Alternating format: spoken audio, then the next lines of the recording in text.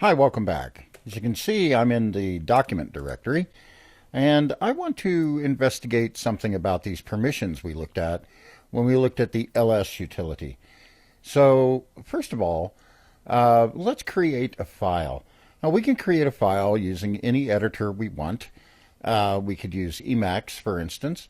We could just bring up the Emacs editor and create a file in Emacs if we wanted to.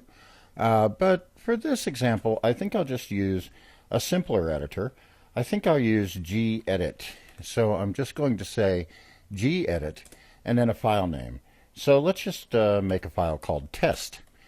And it brings up the editor. And I'll just type in, this is a test, period. All right, and we'll save that. All right, and we can close gedit. And now if we list, we see that we have our file named test. If we want to see the permissions on the file, we can of course do ls.l. And this will show us that the file test has -rw-rw-r- in its permissions. We already know the first dash refers to the type of thing it is within the documents directory. So we know that for instance, shell course is a directory. Test is a file, so it has a dash. So let's look at what all of these things in this permission string mean. So I have a short presentation here. Permissions are always given in the form of a character indicating the type of file, and then rwx, rwx, rwx.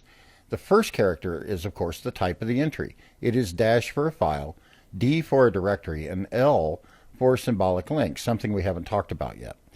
The next three groups, RWX, RWX, shown here in blue and red and green. The first group is the permissions for the owner. Read, write, execute. This is the owner of the file. You can think of that as the creator of the file, or the person who currently owns the file. The second group, shown here in red, is for that owner's group, the group of users to which that owner belongs. And the third group is everybody else.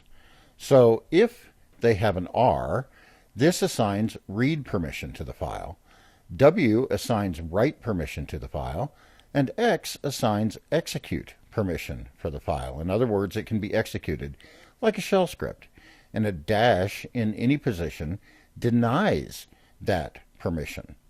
So the permissions are always given in read, then write, then execute order for, in order, the owner, the owner's group, and then all other users. So here's some examples. If we have dash rw dash rw dash r dash dash, what does that mean? Well, the first dash tells us it's a file. The second group, rw dash, says the owner can both read and write the file. The third, this group, RW dash, says that the owner's group, everybody in the group to which the owner belongs, can both read and write the file. And then R dash dash at the end says that all other users aren't able to write the file and they can only read the file. No user is able to execute the file. Here's another example. A D, this is a directory which the owner can read and write in, the owner's group can read, and then no other user can even get into the directory.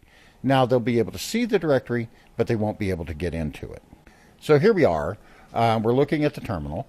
Now I want to look at our test, and we see that test was created with read-write permission on the owner and on the owner's group, but read-only permission on everyone else. So we'll talk about how to change these permissions in the next demo. Thank you very much.